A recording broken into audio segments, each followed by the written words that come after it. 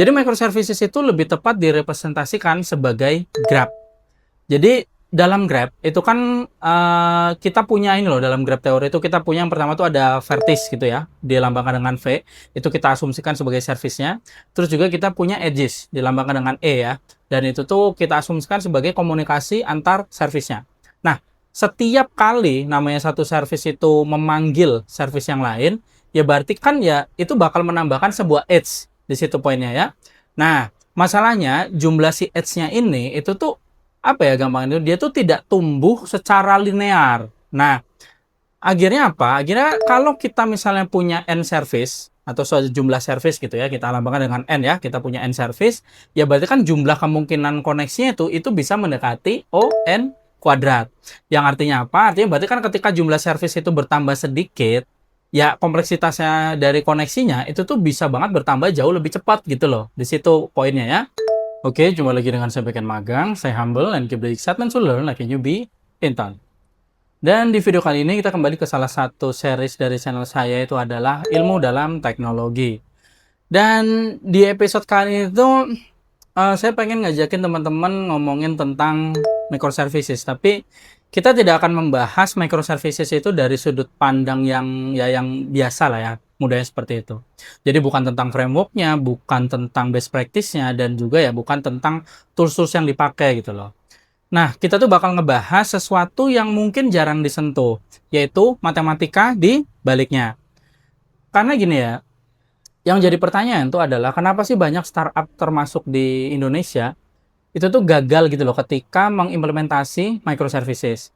Dan juga ya kenapa sih sistem yang awalnya itu terlihat ya dia tuh lebih scalable, tapi itu justru menjadi ya lebih rapuh, lebih sulit dipahami, dan bahkan ya lebih sulit didebak. Jadi jawabannya itu sering dianggap sebagai masalah implementasi. Tapi dalam banyak kasus sebenarnya itu bukan begitu gitu loh. Itu adalah sebenarnya masalah struktur gitu loh. Jadi struktur itu tuh bisa dijelaskan dengan yang namanya matematika discrete. Jadi gimana pembahasannya? Simak video ini sampai habis, dan biar gak banyak kincong, kita langsung aja let's get it on. Please like, share, comment, and subscribe.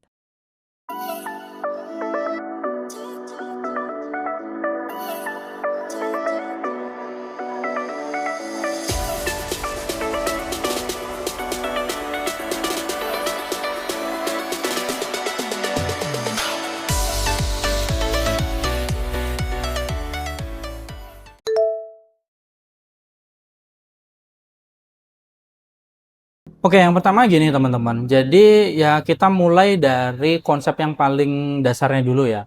Dalam banyak diskusi, microservices itu sering dianggap sebagai kumpulan service yang terpisah.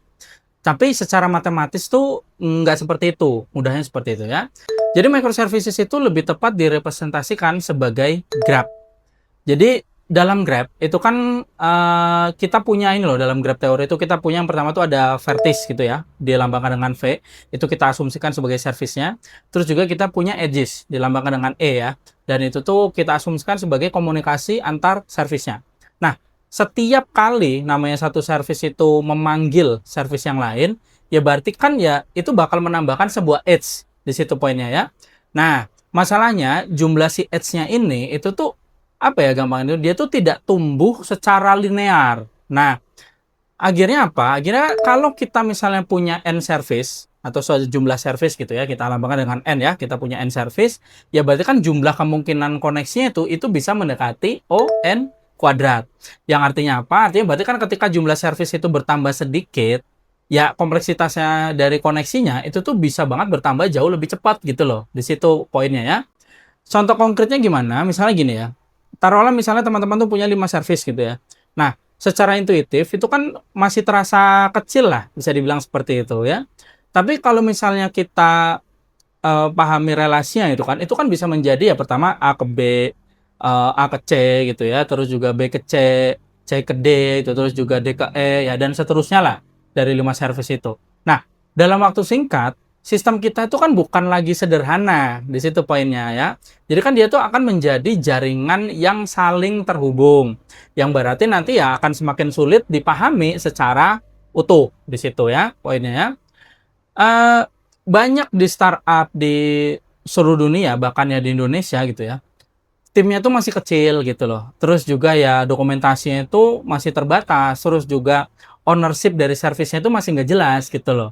Nah, akibatnya apa? Akibatnya berarti si Grabnya ini dia tuh bakal tumbuh tanpa terkontrol. Jadi ketika sistem ini terasa rumit, ya itu bukan karena kurang pintar lah, mudahnya seperti itu. Tapi memang karena secara matematis, ya kita tuh ngebangun struktur yang memang kompleks dari awal. Di situ poinnya.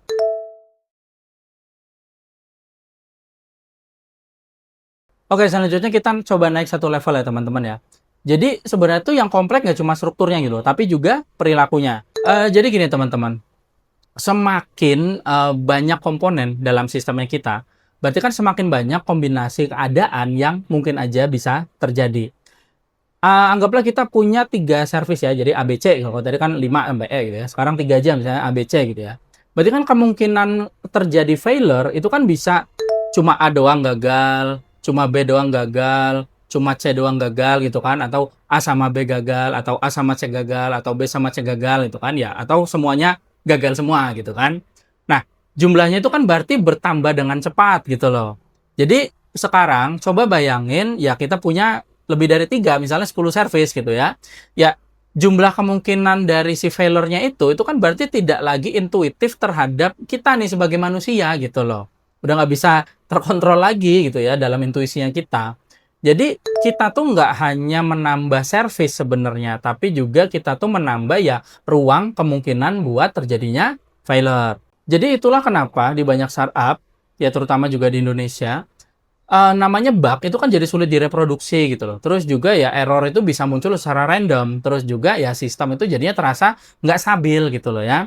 Jadi kenapa seperti itu? Karena banyak startup yang ini terjadi kalau teman-teman sadarin di Indonesia itu kan dia tuh belum punya distributed tracing gitu kan. Terus juga ya loggingnya itu belum terstruktur. Terus juga ya observability-nya itu ya masih minim gitu loh. Jadi ketika si failure-nya itu terjadi, ya berarti kan jadinya tuh mereka nggak tahu gitu loh, harus ngelihat kemana gitu ya, untuk bisa tahu apa yang terjadi di situ. Nah, jadi bukan karena sistemnya itu buruk, bukan karena situ, tapi karena memang secara kombinatorial, ya sistemnya itu sudah melewati lah, sudah melewati batas yang bisa dikelola di situ poinnya ya.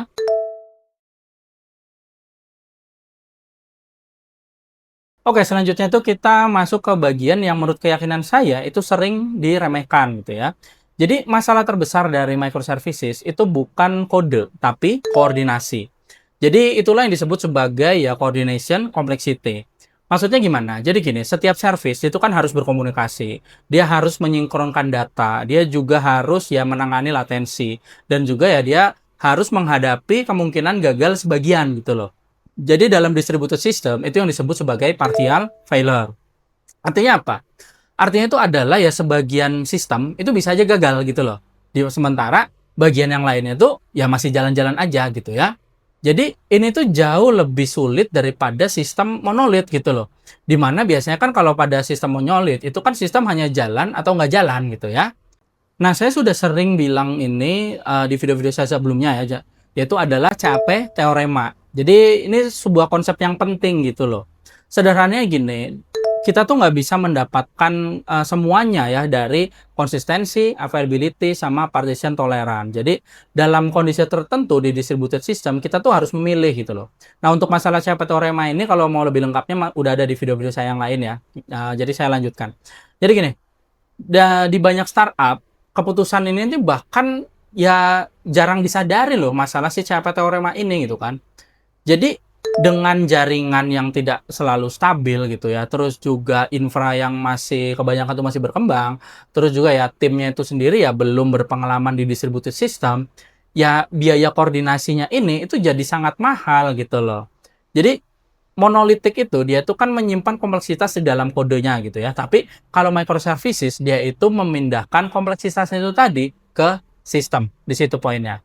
Oke, jadi dari semua yang udah saya bahas tadi, apakah microservices itu adalah kesalahan? Ya tentunya enggak gitu ya.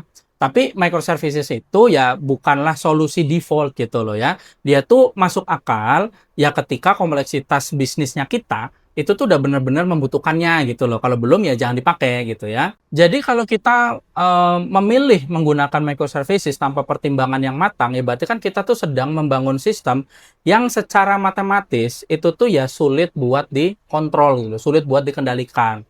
Dan mungkin ya dalam banyak kasus yang ada, terutama di startup-startup di Indonesia, ya solusi paling cerdas itu justru adalah ya kesederhanaan gitu loh, bukan kompleksitas yang berlebihan. Jadi kira-kira itu aja yang saya sampaikan pada video kali ini. Saya harap dia bisa bermanfaat buat teman-teman semua. Thank you for watching dan salam back end magang.